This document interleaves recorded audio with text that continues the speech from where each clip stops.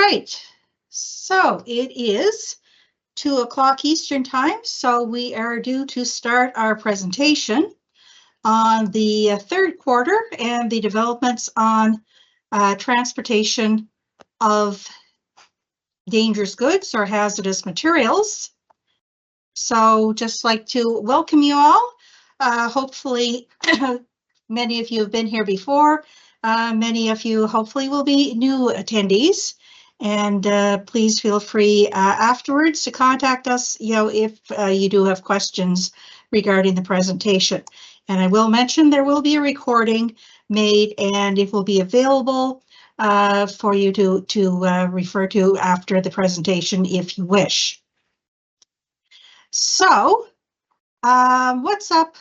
Well, first of all, a little bit about ICC. If you haven't joined us before, we are a private company that deals with supplies and services for companies who are involved in the transport of what's in the US called hazardous materials, or in Canada and the rest of the world is called dangerous goods. So we've got offices across North America. And we have all sorts of things that might be useful to people in the hazmat field, such as labels, placards, packagings, copies of the regulations, a lot of solutions such as print-on-demand labels, programs for doing things like shipping documents, and a number of custom solutions. So I always say if we don't have it, we can probably get it for you or we can make it for you. I'm Barbara Foster. I'm what they call a senior regulatory expert here at ICC. And I've just passed my 37th anniversary with ICC, working primarily with the regulations on the transportation of hazmat/dangerous goods, and also the hazard communication regulations, which can be found in things such as OSHA and the Workplace Hazardous Materials Information System called WHMIS in Canada. If you want to ask a question, if you look at the top of your screen, at least I assume it's the top, maybe you've arranged things a little bit differently, but there should be a question and answer button. And let me just see if I can get my pen here for marking things. Go. So you should see this little icon. If you click on that, it will bring up the question box. It will go to our moderators. Some of the questions can be answered by them. If not, it will be what they call published, and they'll be held to the end of the presentation. So I will get to all the more complex regulatory questions at the end of the presentation. Go through them. So if I don't answer it right away, don't worry, I will get to it. It's just to avoid interrupting the flow too much, we'll leave the questions towards the end. So please feel free, if you do have any questions, just put them into the question box and they'll be answered when we reach the end of the presentation. So our agenda, we're going to start with the US.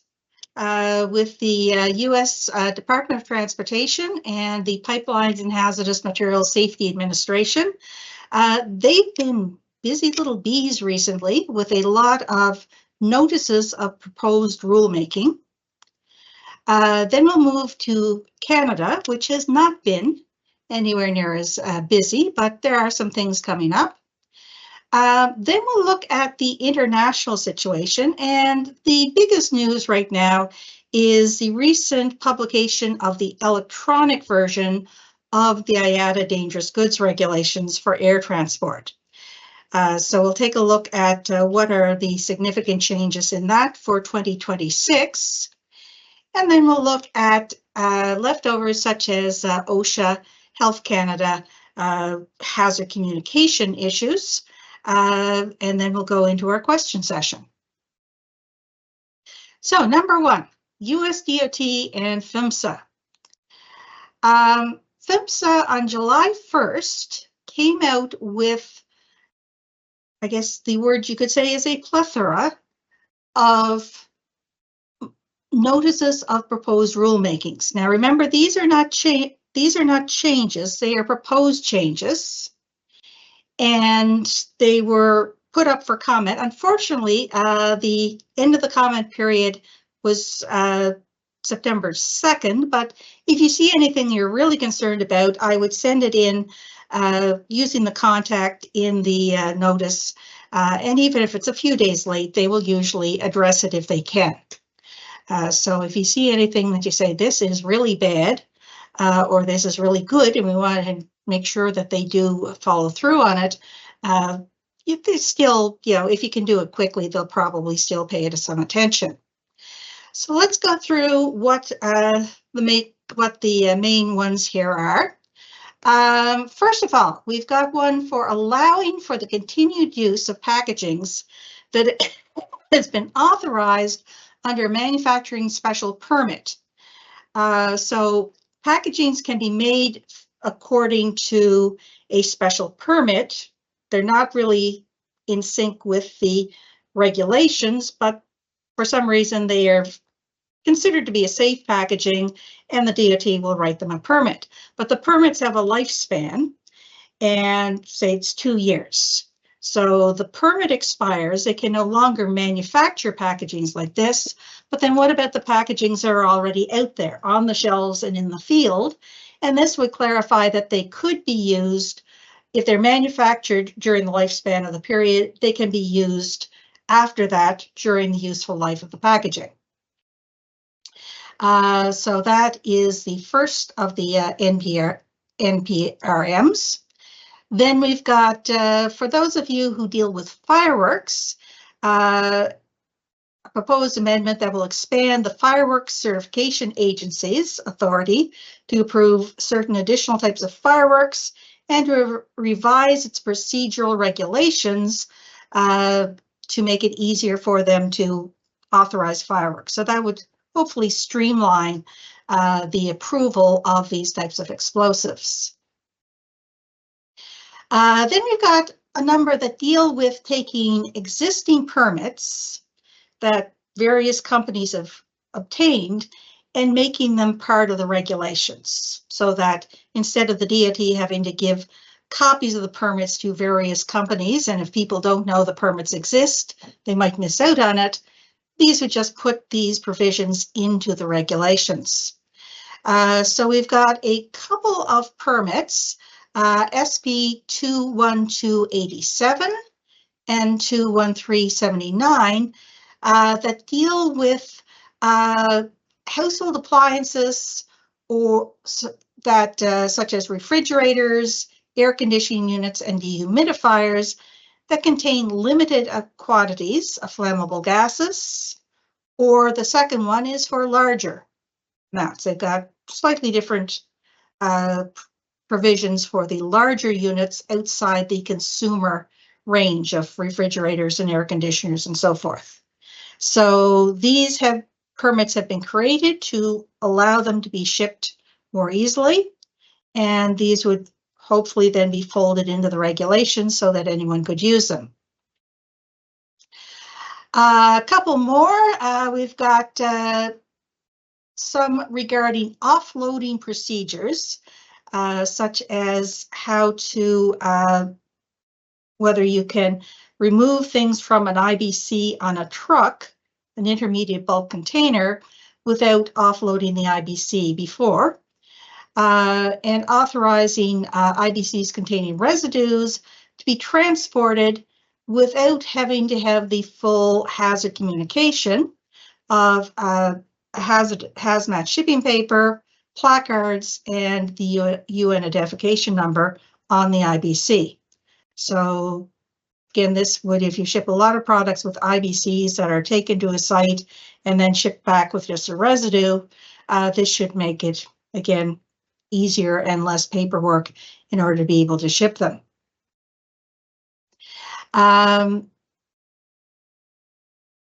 Again, this seems to be the same one. Okay, here we've got one. Domestic carriers are going to, or at least there is a move to allow domestic carriers of hazmat to maintain electronic copies of the emergency response information rather than to require a hard copy, something printed on paper, on board the vehicle. So this is one of the moves that the government really wants to make into making things more paperless. But we have then the issue is that really safe? Now, in the US, there is a requirement, which we don't have in Canada, that there must be written emergency response information accompanying the shipping documentation for hazmat. And right now, just like the shipping paper, that's supposed to be a hard copy. So the idea is you would give a safety data sheet or something else like that to the carriers if you're giving them hazardous materials. So if there's a problem and they can't get through on the 24-hour telephone number, then they can just rely on the written instructions. As a way of trying to cut down paperwork, this NPRM is asking for, could we allow that to be kept electronically? And how would that work in place of having to have an actual sheet of paper that would be available? So maybe, some trucking companies now are going with electronic dashboards that the information could be pulled up, or the information could be somehow otherwise made electronic. So again, it is one of the more contentious issues. I mean, I always say that a piece of paper is low tech, but it's also very hard to break. It doesn't rely on electricity or internet access. So it's a move that would cut down on the paperwork, but we want to make sure that it is safe. One that I think could be filed under high time is a provision to realign the definition of aerosol in the hazardous materials regulations to more closely match the one that's used internationally based on the UN recommendations. And you might think that this is trivial, but if you're in the aerosol industry, it's not. The US, for some reason, went with a significantly different definition of what is an aerosol than what most of the rest of the world uses. So you might have a product that in Canada or in Europe is shipped simply under UN 1950 as an aerosol, but in the United States, it can't go under that classification. We'd have to go with some sort of just compressed gas. This is a pain in the neck. Aerosols are obviously extremely common and are found in imports and exports a lot. Now, not all aerosols are affected by this, but there are a significant number where this is an issue. So the idea is maybe go back and see whether this can be revised in 49 CFR to make it match. Again, I'm sure that the aerosol industry will have a significant interest in that one. Then we have streamlining the hazardous materials regulations by allowing for the filing of an application to renew a special permit or approval at any time before its expiration date, rather than exactly 60 days in advance.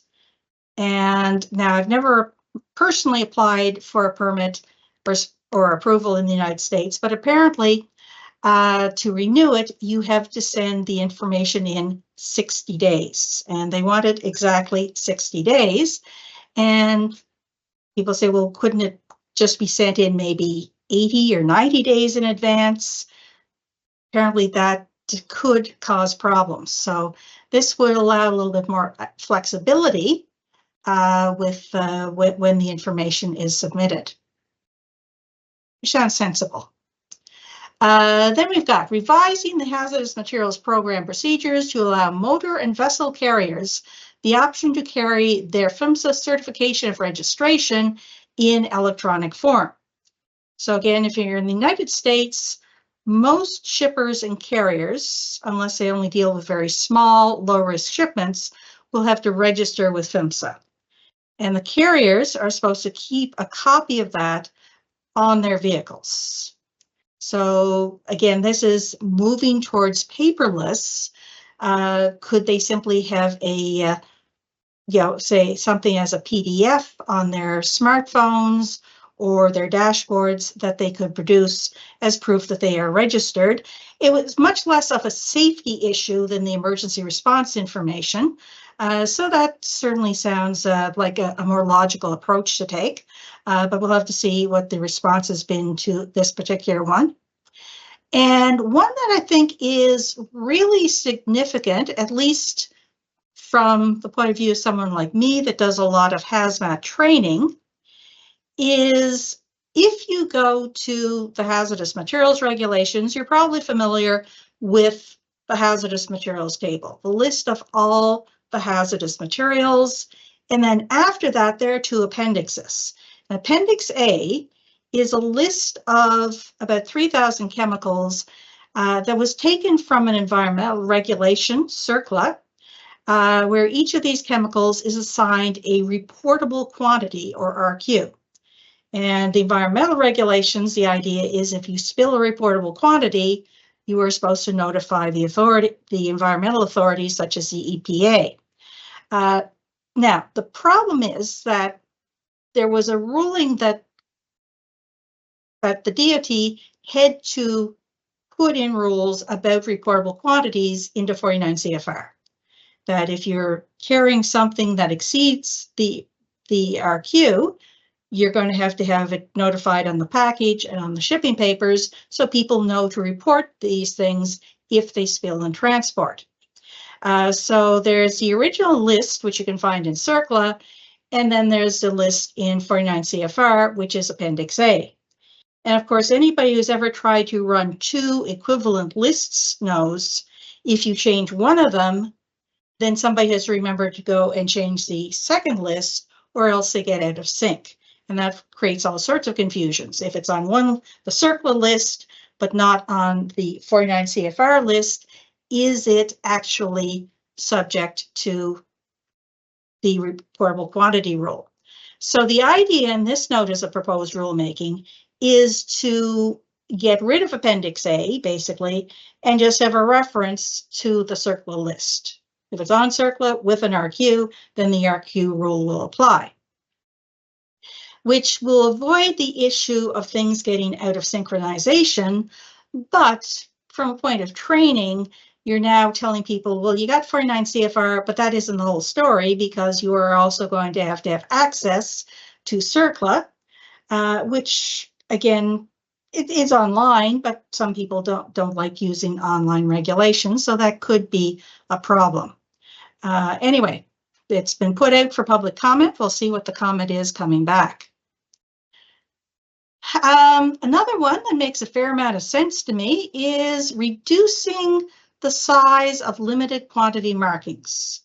Limited quantities are obviously for small packages. Now, some of them are not that small. They can be up to 30 kilograms or 66 pounds per package, but some of them can be much smaller. So the standard limited quantity mark currently is set at 100 millimeters, which is 4 inches per side. This NPRM would suggest that we could reduce it to basically 1 inch per side, 25 millimeters, if the package is too small to show the full size marking. Again, does sound like a very logical approach to take. Then we've got removing or replacing various rail transportation requirements that are either, in the judgment of PHMSA, either obsolete, overly burdensome, or conflict with other requirements. So again, there's just some things in the rail regulations that they feel they need to be streamlined. They're either out of date, they're more trouble than they're worth, or their worst situation is they're conflicting with some other requirement, and one of them has got to go. So if you're into rail shipments, this is something that you would obviously want to take a look at. Again, remember with all of these, the official comment period has ended, but only 2 days ago. So, you know, if you see any of these, if you think, gee, that's really significant to our workplace and we would want to make sure that it's addressed, then it doesn't hurt to send something in. Worst that happens is they don't get a chance to look at it, but they might be able to slip it in under the wire, and you'd have a chance to have your comments heard. An interesting publication came out in June. There was a joint US and Canada summer safety road blitz where they were looking at, obviously, road vehicles carrying hazmat in the United States, dangerous goods in Canada. They did about 4,600 inspections during this blitz and found 1,169 violations. Of these, a little less than half, 598, were out of service level. So again, a lot of them were serious, not just trivial. In the United States, the highest incident of violations was for placarding. And there was a note that 16 undeclared packages of dangerous goods were discovered in this blitz. In Canada, and this apparently has been the result for several years back, the biggest issue was drivers couldn't produce their certificate of training. Again, in the United States, that is normally on their commercial driver's license, what they call the hazmat endorsement. In Canada, it has to be carried as a separate card. And apparently a lot of carriers are just not able to produce that, either because they have it, but they didn't realize that they needed to carry it with them, or maybe they're not hazmat trained at all in the first place. They mentioned that the most common classes of dangerous goods that were found in these blitzes were flammable liquids and the various types of gases. But there was kind of a fairly reasonable distribution of all the other all the 9 classes. So it was just the flammables and the gases were the most common ones that they encountered.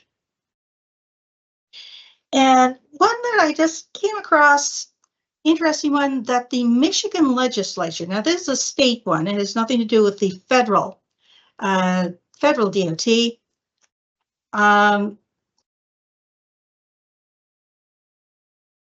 But the Michigan legislature has proposed reducing the age at which a driver is legally allowed to get a hazmat endorsement from 21 down to 18.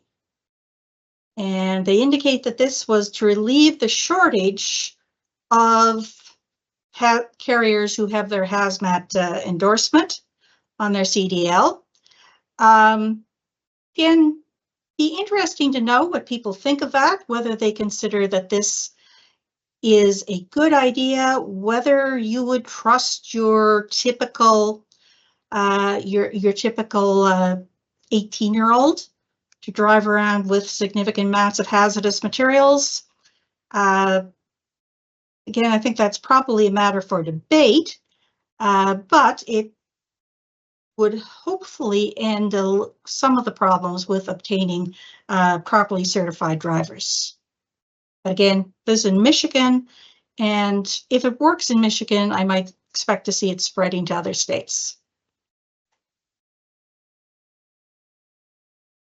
Okay, now Canada. Canada, again, we had an election in the spring. It takes a while for things to get back underway. At COSTA 2025, Transport Canada produced this chart that said these were the things they were working on. There's 4 main ones. And this one, bulk storage regulations repeal, is not in the Transportation of Dangerous Goods Regulations. These are some other regulations under Transport Canada's control that cover things like storage of ammonium nitrates. And they said that they would hope to have this out in the spring or summer, and it hasn't happened yet. So again, that's hopefully something that they'll come out with, but it's basically going to be eliminating those regulations. The 2 that are most important, I think, would be the final publication of the International Harmonization and Air Amendment, and then the so-called Canadian amendments. Now, these will be some badly needed updates to Canadian regulations. And the Harmonization Amendment, they're looking at near the end of the year or the start of 2026. The Canadian update appears to be pushed back till not happening till at least 2026. And there are some important things that need to be done. For example, those of you who deal with lithium batteries are probably aware of the issue of the telephone number on low-powered lithium batteries. And Transport Canada needs to address that, and they have told me that it should be in the Harmonization and Air Amendment. So hopefully a solution is coming. They're also looking at a Canada Gazette 1 publication, that's like a Notice of Proposed Rulemaking, to introduce the ability to use remotely piloted aircraft for making certain dangerous goods deliveries. So that's something that we hopefully will see next year. They do have some advisories, although they're not terribly exciting. I checked them out. They're fairly short. There's nothing really unusual in them. There's a two-parter on lithium batteries. Part 1 is transporting them safely, and part 2 is traveling with them, say with your personal electronic devices. So if you want to give someone a guide to a brief overview in Canada how lithium batteries would be regulated, these advisories would be useful. And we're past Labor Day, but still might be useful. They've got this safety advisory on summertime safety, camping and traveling with barbecue propane tanks. This is done a lot, but there have been fatalities, people driving with propane tanks in their personal vehicles. And anybody that does, say, take a barbecue to their cottage or a campsite or something, probably a good idea to read through it. But again, it is relatively short. Now, the lithium battery issue, if you go to Special Provision 34, under TDG, it talks about low-powered lithium batteries. And most of the people are familiar with the idea that the mark for low-powered lithium batteries, the lithium battery mark, requires two things that can be added by hand or pre-printed. One is the UN number for the type of lithium batteries, and the second is a telephone number for more information. And that has proven to be, I think, more trouble than it's worth. And the UN has right now made it optional and intends to phase it out by January 1st, 2027. So in about a year and a half. Special Provision 34, because we haven't had an amendment in a long time in Canada, has not been updated to reflect that. So it still says that this mark must have the UN number for the batteries and the telephone number for additional information, although there isn't really any guidance on what that additional information is expected to be. Now, if you want to harmonize with the United States, IATA, ICAO, international regulations, right now the telephone number is optional. So you can keep it because it's required in Canada, and that will be accepted in other regulations.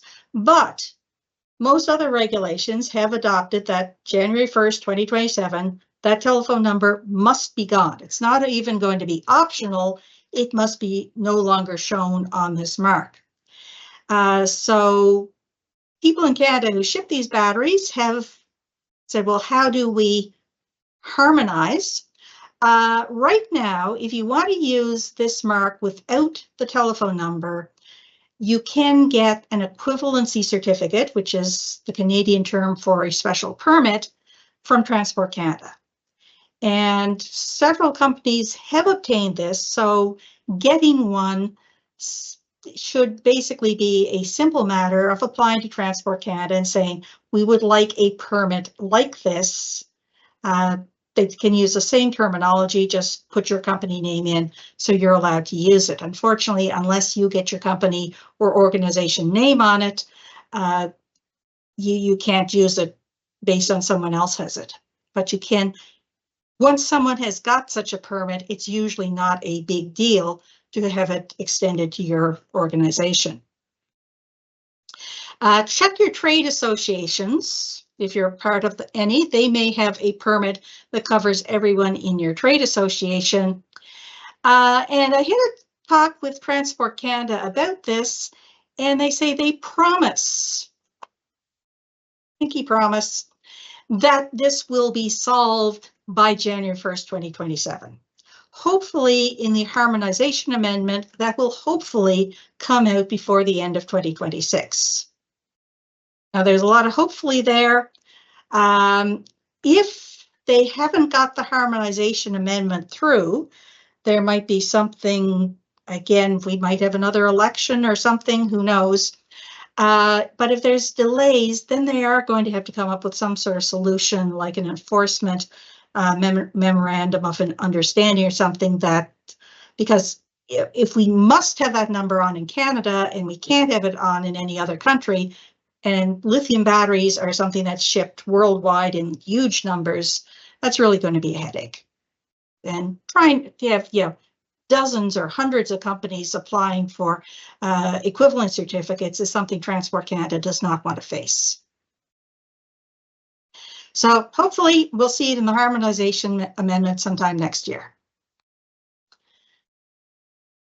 Next, we have international developments, and the biggest news is that the electronic version of the 67th edition of the IATA Dangerous Goods Regulations has been published. To my knowledge, the hard copy is not yet available, but they were able to get the electronic version out. I must admit, I do like the IATA electronic version. It is fairly nimble, easy to work through, and if they have any updates or addenda that come out during the year, they just push them automatically, so you don't have to worry about missing any changes to come out.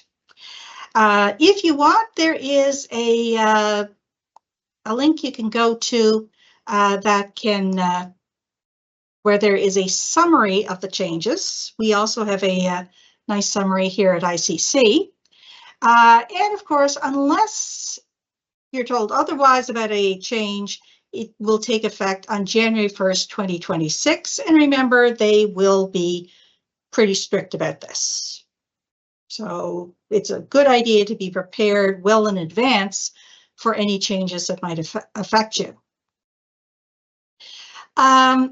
Being an off year, the ICAO technical instructions, which IATA is based on, has not been updated for 2026 because it only gets updated in odd-numbered years.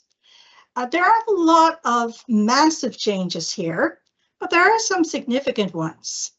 One that I do like, I think it makes it much easier to go through things like the variations, is with the marginal symbols. Now, you may be familiar already that IATA puts funny little symbols in the margins. For example, again, when the new version of the book comes out, one thing I do is look for sections that have this little square beside it. That means they're a new section. If there's a triangle, that means it was there last year, but it's changed. If there's a circle with an X, that means something has been deleted, and so forth. And there is a symbol that represents radioactives called the trifoil. When you see that beside a section or a variation from a state or an operator, you know that that only applies to radioactives. And somebody said, well, that's kind of cool, but why not other things that tend to have a lot of differences? Particularly, they have a lot of variations, such as infectious substances and lithium batteries. So for 2026, they have two new symbols, and I just have a little excerpt here. The biohazard symbol beside a section now obviously means this only applies to infectious substances. And this funny one, that is kind of a graphic of a battery with a positive and negative terminal. That's for lithium batteries. So now if you want to go through, say, a list of operator variations and look just for the ones that apply to lithium batteries, you can easily find them by looking for this symbol. Other changes that are significant, we have, if you travel with power banks. Power banks are those sort of compact lithium batteries. They're rechargeable, and you can plug your devices in to charge them on the road. Very useful if you're going on a long flight and you're not guaranteed that the aircraft will have a charging port at your seat. But they are lithium batteries. So they put in a number of rules for passengers to handle them safer. So if you do travel with power banks, take a look at the section on dangerous goods carried by passengers and crew, and make sure that when you're on the plane, you follow those rules. A little sort of fine-tuning on the regulations for hybrid vehicles. If you have a hybrid vehicle that uses a flammable fuel, flammable liquid or gas, and is also battery powered, there are now a couple of new entries. They will still use the normal shipping names, vehicle, flammable gas powered, or flammable liquid powered, but there will be 2 new lines for the hybrids. Now, the word hybrid is not in bold, so it's not part of the name, but they will give you some extra provisions. Speaking of special provisions, 3 changes. A1, which is about getting permits from competent authorities. They have removed a note, they say, which is no longer applicable. A199, they felt there was a contradiction in the text, so they have removed a sentence which they feel will eliminate the contradiction. And A226 had a note in it that it expired at the end of 2025, so it's out because this will be for 2026.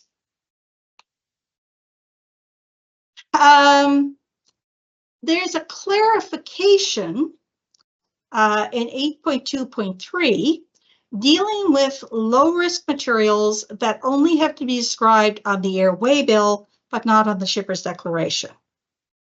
So they tried to clarify, again, there was slightly contradictory information in there about how much information you had to put down.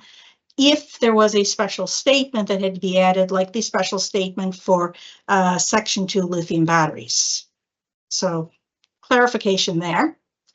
And then in the appendixes, they've tried to beef up their information regarding hazard communication under the globally harmonized system.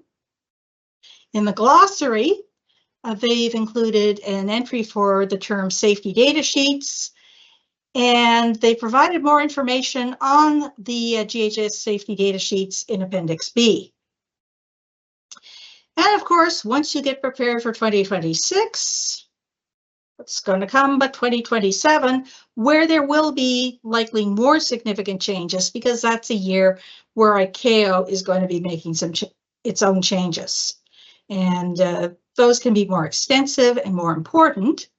So for 2026, you'll see Appendix H, which lists the anticipated changes for 2027. Now, these are not carved in stone. I have seen times where they've put in anticipated changes, and it turns out that they never actually followed through with them, but at least it gives you a bit of a head start in where you need to take your air shipments for the upcoming years. State and operator variations, these always change each year. It's one reason why IATA brings their book out every year as opposed to every 2 years like ICAO. Under the state or country variations, Thailand has made its debut appearance as having state variations. And there's been an overall on the variations for France and the United Kingdom. So if you're shipping to those countries, take a look, because there have been a number of changes in both of those sets of state variations. Operator changes, there's always airlines that are new, airlines that have changed their names, airlines that have disappeared or just no longer have variations. So again, always check to see whether your airlines are listed as having variations, and each airline, if they wish, can update their variations. Just some that I noticed that were interesting. The variation AA11 for American Airlines now says they will not accept cryogenic liquids like liquid nitrogen. UPS has a couple of significant changes. Variation 5X01 for UPS, which previously said they don't take radioactives in the fully regulated categories, category 1, 2, or 3. It now says they will accept them on a case-by-case basis if you bring it up with them, discuss the safety issues involved, and they could theoretically authorize you to ship these, even though they would be normally forbidden. And they've added a new one saying that they will not accept sodium-ion batteries. The new sort of replacement concept, or not replacement, additional concept in addition to lithium-ion batteries, but they will not accept shipments of sodium-ion batteries to, from, or within Europe. So I haven't seen them in North America yet, but if you are dealing with these sodium-ion batteries, remember UPS, for some reason, feels uncomfortable taking them to Europe. And to finish up with hazard communication, OSHA has put out a new policy on fines. So they have this is not in a regulation, it's in a guidance document, and section on penalties and debt collection. Again, there is you can find the link if you go to this link here.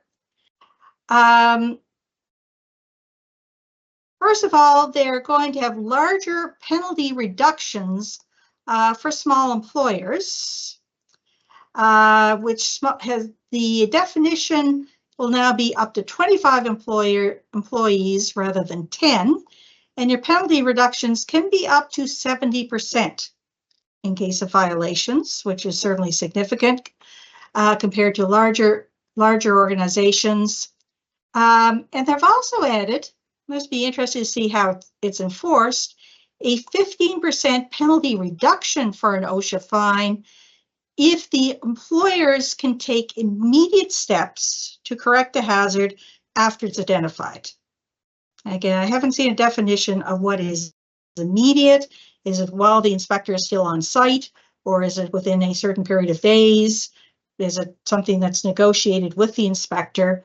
But that would obviously reward companies who are trying to make good faith changes to ensure the safety of their workers. They're also looking for information if you deal with asbestos in the United States. Asbestos, we've got a lot of paperwork dealing with asbestos. So they have issued an information collection request. They're just saying, this isn't a notice of proposed rulemaking. We're just looking for information and ideas. But if you are in the United States and you work with asbestos and you have ideas for how to reduce the paperwork burden while ensuring safety, OSHA would love to hear from you. So you can contact them by September 25th. In Canada, Nothing yet on WHMIS. I know that both Canada and the United States, having amended their regulations to reflect the 7th edition of the GHS, have now focused on updating even further, but that's work in development. One thing that did come out in June was that Health Canada has a number of pretty useful, what they call guidance documents on both WHMIS and also the Consumer Chemicals and Containers Regulations. So they give you, section of the regulations and then discuss how the government views it and more explanations on what a particular section means, how it's enforced, and what they want you to do. This has now been updated to the latest amendment to the Hazardous Products Regulations, reflecting the 7th edition of OSHA, or of the GHS. So this will cover the updated classification, such as the changes to the classification of aerosols under the GHS, any changes for labeling, and the template changes for safety data sheets. So just remember that if you do have questions or concerns later on, ICC on our website has this very useful little help center. Please feel free to check our website out.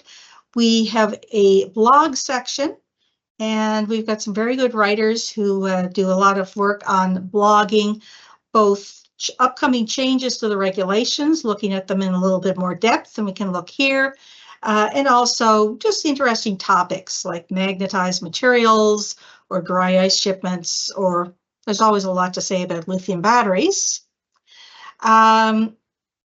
One thing that you may find useful is what we call the compliance bulletin.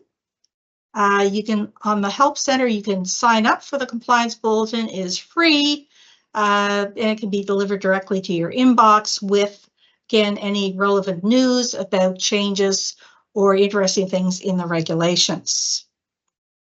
Also, take a look at us at LinkedIn. So we're on LinkedIn, and we also have some of our videos now are on YouTube. So we do have our own YouTube channel now. So let's take a look at any questions we have here. So, all right, we've got some starting with Jason says, does Canada allow the use of new lithium battery mark without the phone number on it? Have they issued any guidance? Do you have a phone number we can call and speak to someone at Transport Canada regarding the issue if they have not authorized the new battery mark without the phone number on it? Okay, again, Transport Canada has not authorized leaving the telephone number off the lithium battery mark. They say they will fix it before it becomes a critical issue. I hope they do. I'm not 100% convinced that they will. But if you want to talk to someone at Transport Canada, get on their website. They have contact information where you can either send a question by email or call and talk to them directly. They're very helpful. I've always found they're very nice, very helpful. And we'll call you back if you leave a message. They'll call you back normally within 24 hours. So you can talk to them. They know it's an issue. They know it's coming up. And if they can't solve it in a timely manner by updating the regulations, I'm pretty sure they will come up with some sort of solution. If you are intensely concerned, I would apply for an equivalency certificate. To say, contact their approvals division and say, I want a certificate that I don't have to put the telephone number on the lithium battery mark. They should know what you're talking about and be able to get you one in a very timely manner. So hopefully that would solve your problem. Another one from Jason, they need to allow reduced size marks and labels for lithium batteries and cells package. Yes, the IATA regulations do allow this. And if you're shipping under IATA ICAO, Transport Canada will normally allow you to mark the package according to those rules. But if you think that having smaller, you mentioned cargo aircraft only labels, class 9, lithium battery labels, and so forth, if you think that that needs to be in there, I would recommend, again, you call go to the contact page on Transport Canada, call your regional inspectors directorate and say, you would like to make comments that this is something that they need to be looking at. And also, ICC, of course, will let you know if you keep coming to these webinars or sign up for our compliance bulletin when the Canada Gazette 1 version of the harmonization amendment is out. And I would be extremely surprised if that doesn't include those issues that, Jason, that you've talked about. If it doesn't, that's the point of having a Gazette 1 version. You don't like what you see, you contact them, you tell them this has to change, give them some reasons why it's an unnecessary burden upon corporations in Canada, and they should be able to put it in the next draft. So I would keep my eyes open, and the harmonization amendment hopefully will address these issues. Okay, JF Dufour says limited quantity markings in Canada can be as small as 50 millimeters. Am I right? Yes, you are correct. In Canada, we already have the provision that they can go down to 50 millimeters per side, although the American proposal is for them to go down to half of that, 25 millimeters. So again, if you find that 50 millimeters is still too small for some packages, this is something that I would recommend you bring up with Transport Canada. When do you expect harmonization between 49 CFR list of aerosol entries and TDG list of aerosol entries once the aerosol definition changes in the United States? Well, I would hope that the changes in the proposed rulemaking in the United States would bring these changes in, because Canada is basically following the UN recommendations. If the US is switching to the UN recommendations as their way of dealing with aerosols, then they should update their list to more closely match Canada. So the problem is the notice of proposed rulemaking, they're basically closed, they've got their feedback, and then how long does it take to come out with the actual rulemaking, the final rule? That can be either a very short period or it could be a very lengthy period.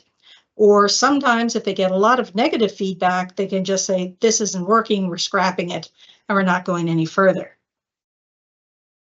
Then we have question, Norm Loiseau.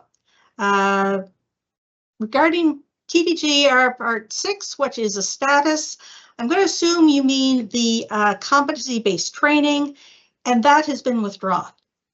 It is basically they have decided that they got such negative feedback to their proposed changes on training that they have gone back to square one. They still feel there needs to be things done, but obviously the way they had proposed was not working. So there will not be a final, a Canada Gazette 2 follow-up to the Canada Gazette 1 on the proposed changes to Part 6. That's basically a dead issue. If they want to make changes, they'll need a new Canada Gazette 1. David Cox, will Canada be recommending or requiring 30% state of charge on lithium-ion batteries shipped by ground effective January 1st, 2026? Oh, I don't think they would. They're not going to get anything out that quickly. I mean, we're talking next 3 months. There's not even a Gazette 1 proposed with that. You might find it for air in the international harmonization, and then possibly you might see it followed up for ground in the Canadian amendment. but I haven't seen anything from Transport Canada indicating that there would be. They might have like an advisory saying, you know, other regulations have decided that 30% is the safest level, and we're going to stay at that, or advise that. But the speed they are going with, I don't think that is something that will be done for ground anytime soon. Now, they could make me a liar. That could be something that they've got in their basement dungeons in Ottawa that they're working on, but it is definitely nothing I've heard any talk about, and I wouldn't expect, based on what they are concentrating on, it's likely to occur. Any changes to the stated charge for lithium battery shipping for 2026? None that I noticed. The changes for 2025 came from the IATA technical instructions, were picked up by IATA. I haven't seen them added any changes for 2026 itself, but there may be more for 2027. Jason says IATA only allows reduced small labels for 6.2 infectious. I believe there's a couple of other odd things that they have. I think you can reduce the lithium battery mark, but I'd have to go and look at section 7 of the IATA book to cover everything that needs to be, that is allowed to be reduced. There's more than just 6.2, but not an awful lot. All right, there's a new one. Jason mentions state of charge takes effect by IATA. I just changed screens on me. Okay, takes effect by IATA for UN 3481, packed with equipment on January 1st, 2026. Yeah, it was in the 2025 edition or 2025 edition. Yeah, but it was postponed until 2026. You are correct there, Jason. Any other questions? If not, that's everything. Okay, I'd like to thank everyone for attending. We do appreciate you coming and taking part in these symposiums, and please let us know if you have any other questions or any topics that you think we should concentrate on for upcoming presentations. We, of course, now we've got to start the webinar for the 4th quarter, start looking at changes that are coming up for the winter season. So if you do have, topics or themes that you think would be helpful for us to concentrate on, please let us know. Other than that, I thank you all very much. Hope you have a good afternoon. And remember, the recording will be available within a couple of days after it's been processed. Thank you all, and have a good one.